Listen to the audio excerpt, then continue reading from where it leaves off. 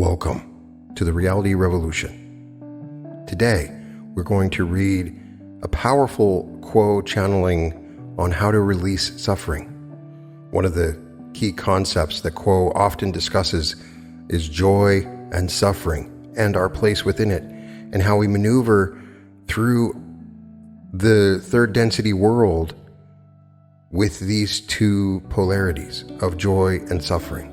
Q'uo is a collection of evolved, advanced alien civilizations, or what they refer to as social memory complexes, that communicate as a group together through something called Q'uo, a collection of these entities that answer spiritual questions on a variety of topics, but primarily focused upon the Earth's transition into a new fourth density world. We begin with a channeling delivered on May 1st, 2005. The question this week concerns the process by which we can release our suffering, get to the bottom of the suffering, find the causes for it, and make our way towards that quality which we might call joy. We're wondering if Q'uo can give us some idea about the process through which we go to release the suffering, and what role joy has. And also, is there a discipline that we can utilize, or a process through which we can discipline ourselves to release ourselves? Carla Channeling. We are the principle known to you as Q'uo, and we greet you in the love and in the light of the one infinite Creator, in whose service we come to you this day. My friends, the circle of seeking that you have created is a dazzling display of light and color. The combined field of your energies is perfectly beautiful, and we thank you, as flowers of the field of earth, for coming together and setting aside this time as sacred. We search for the truth as well as you, and we are fallible. So we would ask, as always, that each of you guard your hearing and your taking in of information carefully. Only you are the authority for yourself. Only you can discriminate for yourself as to what you feel is right for you to work with as an idea, and what simply leaves you cold. If anything we say resonates to you, then by all means work with it. If something we say does not resonate for you, we ask you to toss it aside, carelessly, thoughtlessly, and without looking back. It is not for you, not now. With each of you doing that, we feel much more free to speak our minds and share with you in these clumsy things called words. We thank this instrument for the service she provides, but she is translating concept into words, and there is always something lost in the translation. So what we can share, we shall, and above all, that which we share is beyond the words, as you know. It is the essence of our and your energy together, and for that shared energy we are profoundly grateful. You have asked this day concerning our thoughts on how to release and let go of the suffering that you have experienced, and that has become embedded not only in your surface memory, but in those parts of the self that lie in a geography that is beneath the surface of the self. You've asked us basically how to become miners and how to find and process suffering. There is indeed a process involved, and yet it is not necessarily a process which takes time, because it exists in time/space rather than space/time. It exists in a part of the memory that is not of your physical body or your physical mind, but rather is a part of your consciousness. In life, as you experience an incarnation, the space-time and time-space components of memory and mind play back and forth. Dreams and thoughts and daydreams and imagination and the processes of internal review make a kaleidoscope that is constantly shifting between two worlds. You, to some extent, have facility in shifting back and forth betwixt mind and consciousness, but the differences are subtle, and it is well to realize those times when the nature of your personal reality shifts from the third density concerns of mind to the multi-density concerns of time and space, which we would describe as that of consciousness.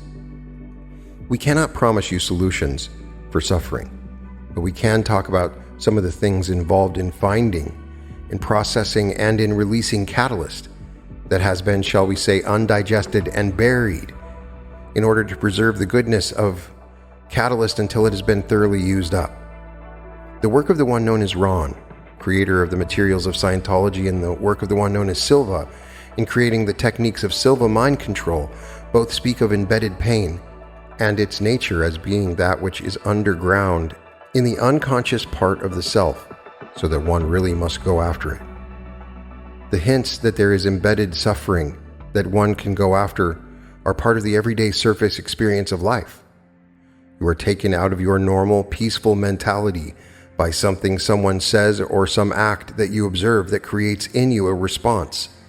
And you note, if you are clever and are watching yourself, which is always a good idea, that reaction was out of proportion to the event that caused the reaction. That is your prime clue, that something is going on within you that is in need of exploration. As we have said to this group before, most embedded pain has been buried long ago when you were young, in incarnational age, and small in body. In childhood, you are undefended, and those things which hit you hard. You have listened to a lot of opinion from people that you perceive as godlike, parents, teachers, and other authority figures, and you try to accept things that they say and make sense of them, and judge and evaluate experience using those guidelines. A couple of things happen. First of all, those very godlike entities that seemingly are the source of nurture and create pain in their dealings with you, and you do not know what to do with the pain. It is not as though you can leave these people and choose to live somewhere else. In order to deal with living with someone, you have to fear as well as trust. You create within yourself a place to go in which you are safe. This asylum that you create for yourself is displaced from all others but yourself. The cost of creating such a place is the removal of your full self from the interface between yourself and your most intimate family life, whereas in some mythical early babyhood perhaps all is well, and there was no feeling of fear or distrust of the environment that was your home. Fairly early you developed a sense of caution, and this has affected your ability to meet with life with a full frontal embrace.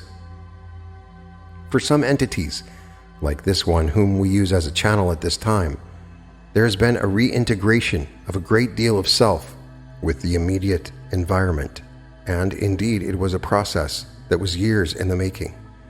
A process wherein this instrument deliberately and consciously returned to the family environment and interacted with each of those entities from which she had come, to feel displaced until she was satisfied within herself that she had again achieved a complete integration of herself into this original home, so that there was no more fear in that place. It is a rare entity that is able to do this work fully. Perhaps the parents have disappeared because of death, divorce, or some other means of removal of those people from the environment. Perhaps there was such damage done that there is not the possibility of being able safely to go through the process of reintegration with the childhood environment. Whatever the reasons for an inability to come back into the original home within the memory, within the consciousness, and accept it fully with trust and love, the lack of that original goodness of home bears on the rest of incarnation in terms of creating an environment in which the personality shell carries those original wounds from early childhood without being able to process them. Certainly, there are opportunities later on in life, when one has grown up in terms of physical body adulthood, that are painful enough and displacing enough to create further pockets of pain that are again buried because one is not able to deal with them fully at that time. The one known as Ron calls these pockets of pain engrams, and we feel that is a handy word, and we will use that word. We are simply speaking of crystallized memory that carries with it an emotional charge. We do not need to define suffering, because each of you has suffered and knows the nature of human suffering. You know the many colors and textures of pain. You know how it can hit you full face, or from the side, or from behind, and how each of these ways of being hurt has its own presence. You know how your emotional and nervous systems respond to those assaults, and you know how just thinking about certain things that have happened to you can create the whole environment in which the suffering occurred for you, as if it were yesterday instead of 30 years ago. That is the situation for each of you, as far as what this instrument might call baggage, that you carry and do not even know that you're carrying. But as the one known as C said, when she gripped the courage fully to face herself and asked to be shown by her guidance system the suffering that she was carrying, she was overwhelmed with richness of her load. Each of you has a suitcase full, shall we say, of real gems of pain and suffering that are neatly packed away, waiting for you to return to them, and with love to lift them to the light and to work with them. Now let us talk about joy. The one known as R1 said that he wondered if joy and discipline were somehow incompatible. That perhaps if one were joyful, one did not have a discipline, or somehow discipline might not seem to be that which would produce joy. And yet he sensed that discipline may be involved in discovering joy. As it happens, this instrument is more familiar with the landscape and the environment of joy than most because of what she would describe as brain damage. There is a much stronger link in her energy system between mind and consciousness than is usual among your people, and this entity toggles up into consciousness more often than not. When one is within that part of the mind which we would call consciousness, the default setting is joy.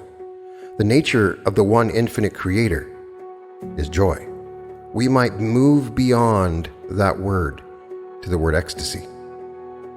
We might even move into the word called orgasm for the default setting of the creation, and the creator is absolute and infinite joy. In terms of your experience of it within a third density body, it is orgasmic in terms of consciousness, which is that which you carry within you at deep level in incarnation and out of incarnation. It is simply that constant radiation of unconditional love, which is like an infinitely rich experience of the most joyful and light-filled sense of self that one can imagine.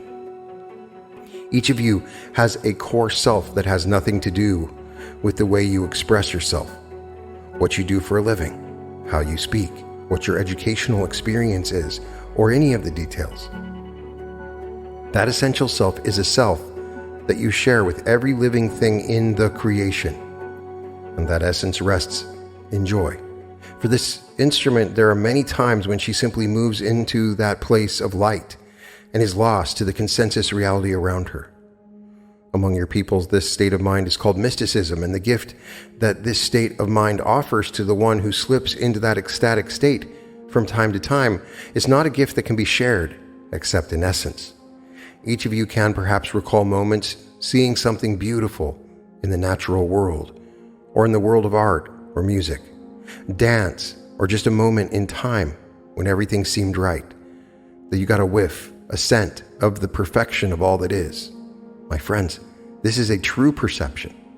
You do live, regardless of the appearances around you, in a perfect creation, where all things are evolving at the rate at which they can evolve. You brush up against an endless stream of other selves in your everyday life, and they all have their perfection already within them. And so each of them is to you as a reflection, as a mirror, and you see yourself again and again in everyone you meet. Different people show you different sides of yourself.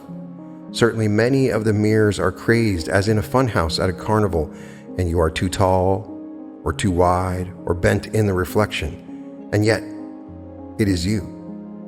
What is that reflection attempting to show you? The questions, the process are endless. And you are like a detective in a way, or one who puts together a very complex and three-dimensional puzzle. You create the world again and again, new each day by the way you put the pieces together, by the way you read the mirrors in your environment. Consensus reality has a strong tendency to pull you away from consciousness into mind, away from joy into the concerns of the everyday, away from the unity and the peace and the power of your natural essence, into the endless stream of detail and the constant rearrangement of detail to make structures with which you can live, within which you can work, and from which you can learn. Where does discipline then come into this process of mining your engrams, bringing them to light, and working with them? There's a tremendous discipline involved simply in keeping your mind on track, in, as several have said in various ways, remembering who you are and why you are here. It is not a discipline that is rigid. Certainly one with a sense of discipline may create a rule of life in which there are certain things to be done each day in order to create the most favorable environment for spiritual evolution.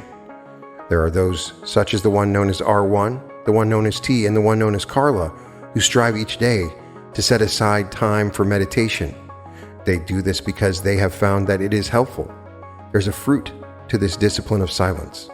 But we are not speaking here of that rigid kind of management of time. Rather, we are speaking of the discipline of the management of mind, of thought, shall we say. What have you thought about today? What of those thoughts have taken you seriously enough to listen to? Do you listen to your thoughts, and do you follow them? We recommend it. The clues for where pain lies are embedded in your everyday thoughts. Certainly it is helpful to use dreams because dreams are the conversation that your consciousness has with you when it finally gets a chance for the floor. Your mind has been filibustering all day in endless conversations about how to do this and why to do that, and you become mired in details. During your dream time, all of the things that you've shoved aside because you really did not have time to think about that now have a chance to spring up, and up they come. Listen to those things in your dreams that do come up, that you can remember.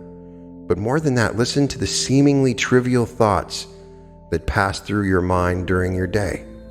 In the midst of the hustle and bustle of life, and when you begin to see a pattern, think about it, follow it, pursue it, as if you were a lover and that pattern of remembered pain was your sweetheart.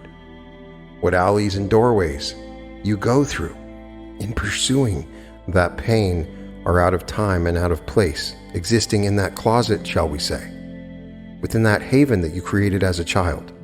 Your safe place has these treasures stashed away, safely stored until you get back to them and take them and look at them fully and lovingly. You will predictably feel a good deal of resistance around doing this work.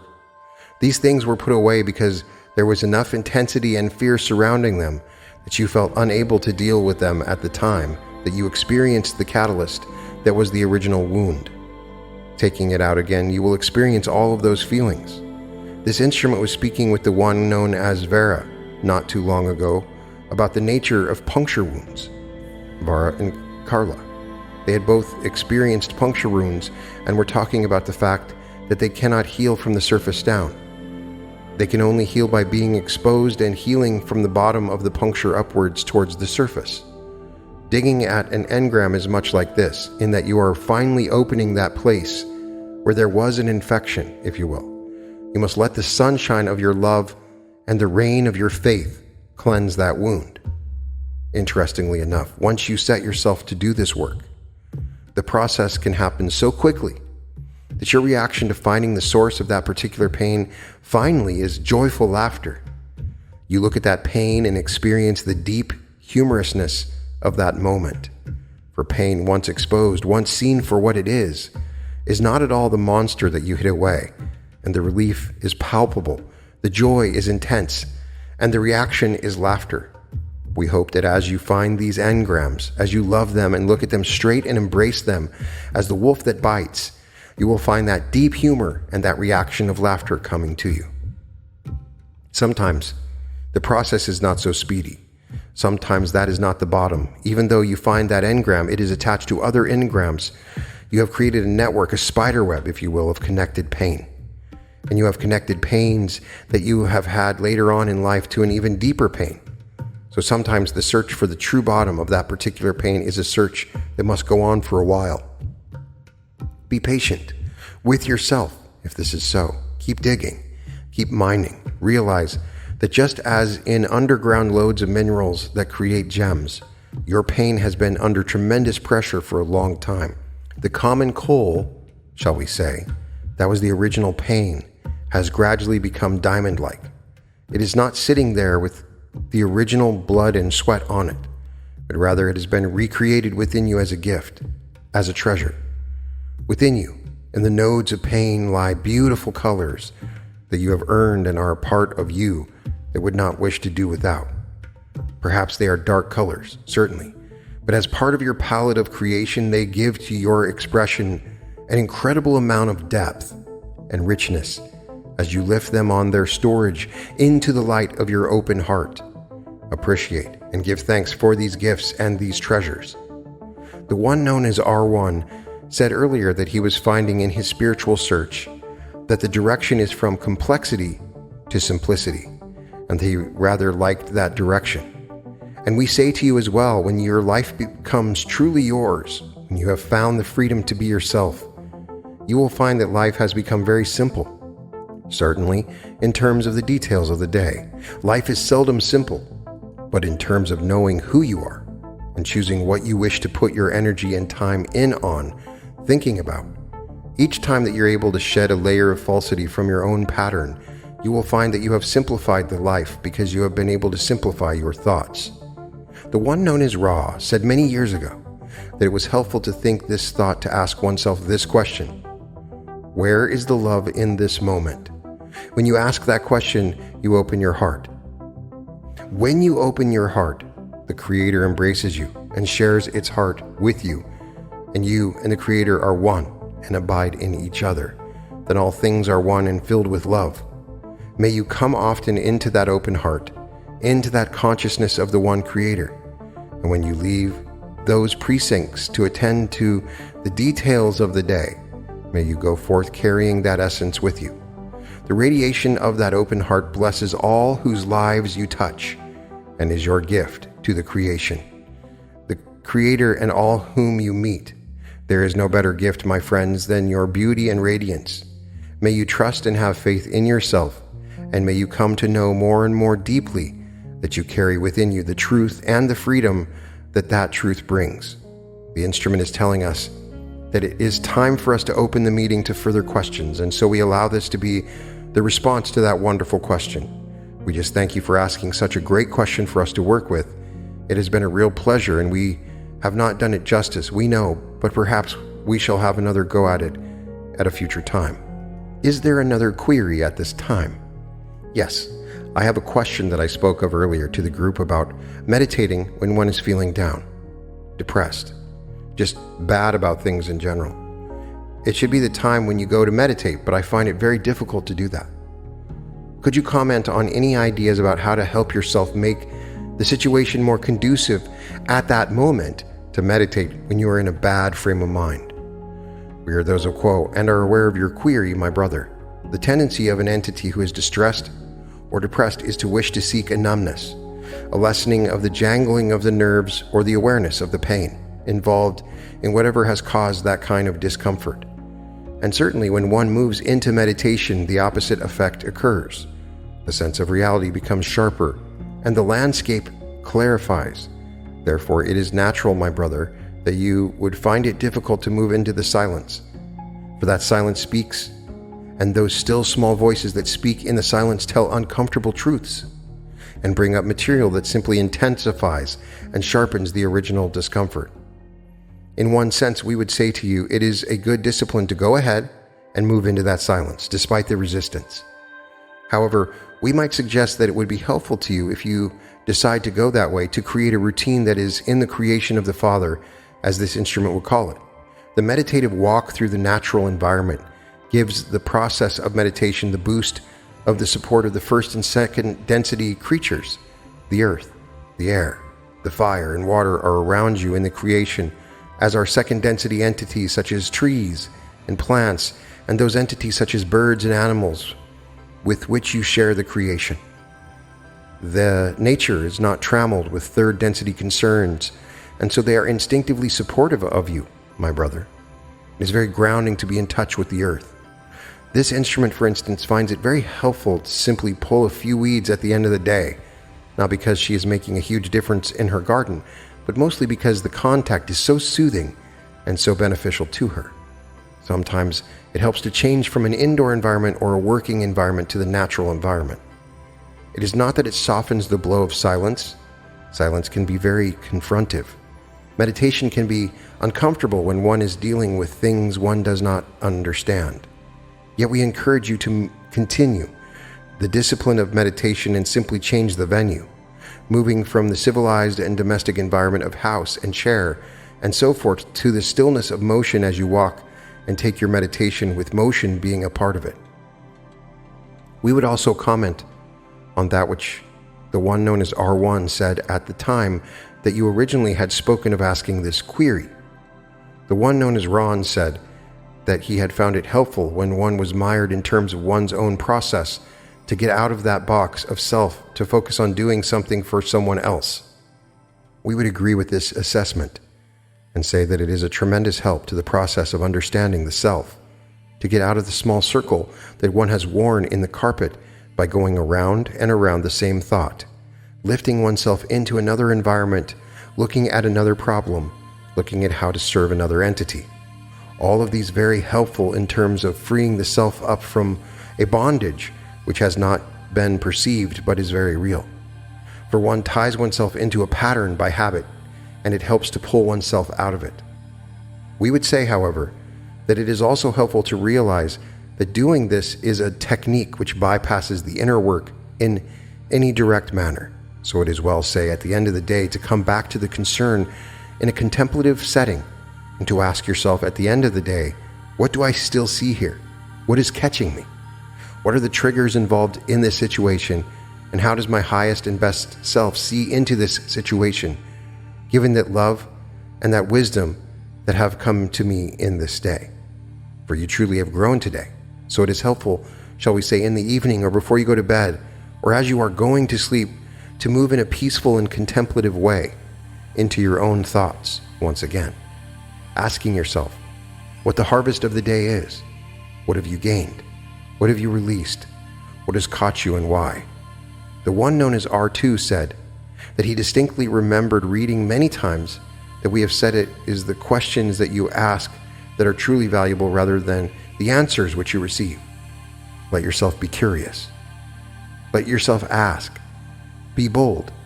For you see, what you are trying to burn through is the numbness and the resistance that you have learned to defend yourself by using in your daily life. You want to get to that place where you are in the default setting and yet you are kept from it by the cotton wool that you have battened in order to protect yourself. Wonderful is that moment when you blow it all away with the true wine of unconditional love and acceptance, so that you are in full body contact with yourself, your essence, and who you really are. These are times to be prized, remembered, and found again and again. May we answer you further, my brother. Question. I had another thought. I hate to take so much time, but it occurred to me while you were speaking there, of course, a very good way to get beyond those bad feelings would be to develop a true sense of appreciation for the catalyst that was coming your way and causing this depression or whatever it may be. But it also occurred to me that deep down, maybe a person harbors anger about the incarnation that they've come into in this life.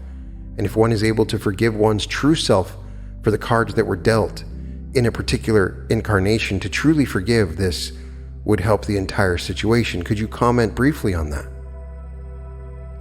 Are we glad to comment on this observation, for it is excellent and profound. Again, we have trouble dealing with this in words because it would be handy to think of this sort of process as having a beginning, middle, and an ending. But in actuality, in consciousness, you are swimming in states of awareness.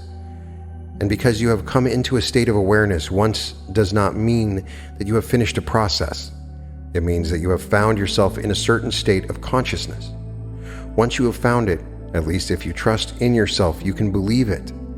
And you know it is there, and it is something that you can seek once again. But spiritual evolution is not a straight line. It is a spiral. It is like you are walking upstairs that move around the hub of self in terms of your experiences, so that as you come to that same place again, you can say to yourself, I recognize this place, this state of mind. I know this. I've been here before. But you actually are in a different place because you have spiraled into that place, and you are now, shall we say, at a different rung on the ladder, a different level of awareness. You learn from everything, and you carry everything in whatever state of learning has processed through you. It is most true that a great incarnational lesson that is common to all those who take incarnation is simply forgiving oneself for the choices made in coming into incarnation. Before incarnation, everything looks pretty easy. Standing outside the incarnational miasma of what this instrument would call the world of Maya or illusion, your memory is intact. You understand who you are. You understand the goals and the missions that you have set for yourself for this particular incarnation.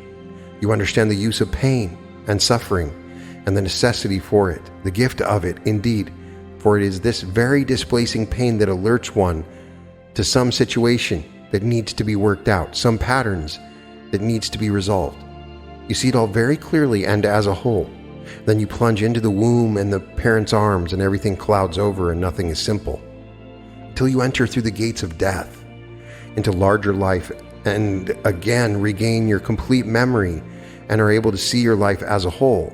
The incarnation itself is spent with at least a substantial portion of your time being given over to trying to figure out what the situation really is, what is really going on, what you are really seeing, what you are really hearing, what is really coming into your perceptive web.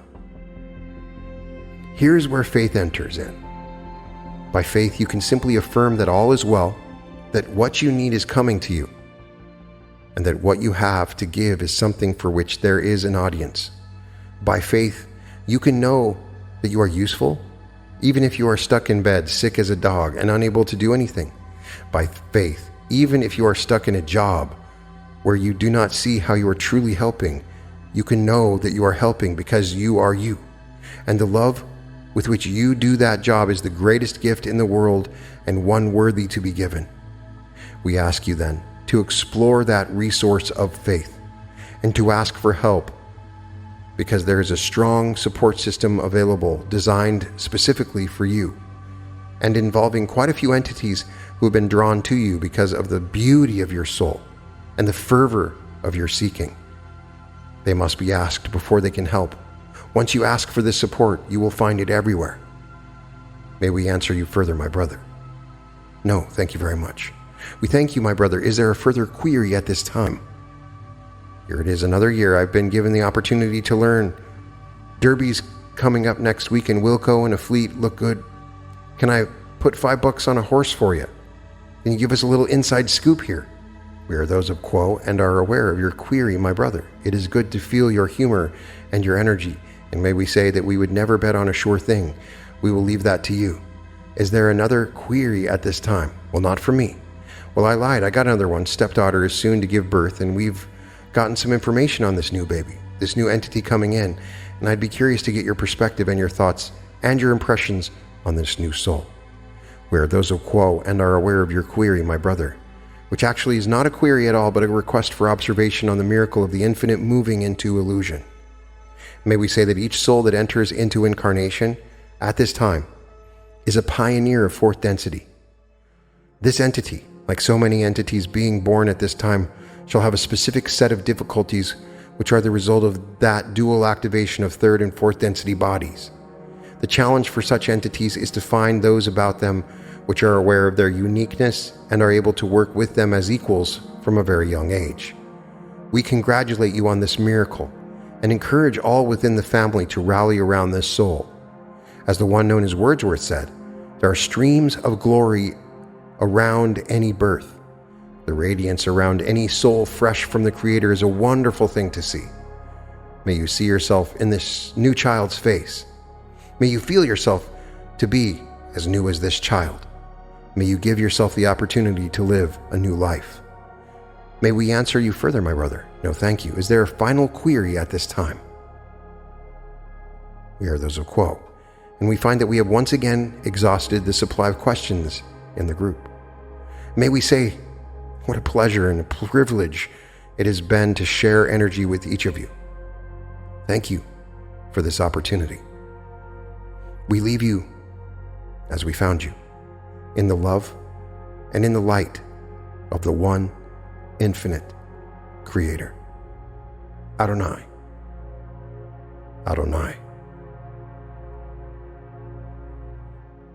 And this concludes this lecture, which I like to call Release Your Suffering. So it's interesting. Quo offhand suggests Silva mind control and somewhat of Scientology in this particular lecture. In particular, the basic concept of the engram, or the idea that emotional experiences end up stuck inside your body that you're not aware of. So this is not advocating for Scientology, but a very powerful idea that is within Silva Mind Control, even NLP, anchoring, and a variety of other things. There are physical components that are attached to you from your memory of painful incidents that you've had in the past. And what happens often from what we get in this lecture is that we have a pattern where we look for numbness. We have some terrible pain when in our childhood, maybe later on in our life, and we try to numb it. We don't actually face the pain that we're receiving. The pain stays within us, and then it can lead to sickness. It's unresolved catalyst, which is what Quo likes to call it. This is continual and it's constantly ongoing. It happens with any major incident that you have in your life. You have these engrams, you have these incidents that are locked in your body. It ends up programming you. The suffering of your past programs your reality now. And if you can face them and confront them, it can be powerful. There's a really good question here. What do I do if I want to meditate, but I'm so depressed and sad? It doesn't feel like I really want to. And when I do and I close my eyes, nothing works. I think it's a very powerful answer that you're going to face some truths that you don't want to confront when you go into the silence. But if it's still too hard for you in that very dark state that you're in, go for a walk. Go for a walk through nature. It always helps. It helps with me. I've talked about it on recent episodes, such as Nature is Communicating with You or Prentice Mulford, The Infinite Mind in Nature. It's true. You can go out into nature and it will definitely help you if you're suffering in any way. We are created by our suffering, and many of us identify as personalities by our suffering in the past. We look in the mirror and we define what we see by the suffering that we've experienced. But a lot of times we really don't know what this suffering has wrought in our lives, and we can uncover it. We can honestly look into this pain in meditation, and we can dig it out. We can confront it. We can become aware of it. We can provide love to it and allow love to shine. We open the wound and allow the sunlight of love to heal it. And then your suffering will be released. You can find all episodes of The Reality Revolution at therealityrevolution.com. I would love it if you checked out my art. You can find it at www.newearth.art. Be sure to check out the Quo playlist and the Law of One playlist for a further discussion of these concepts and others from the amazing teachings of Quo. And welcome to the Reality Revolution.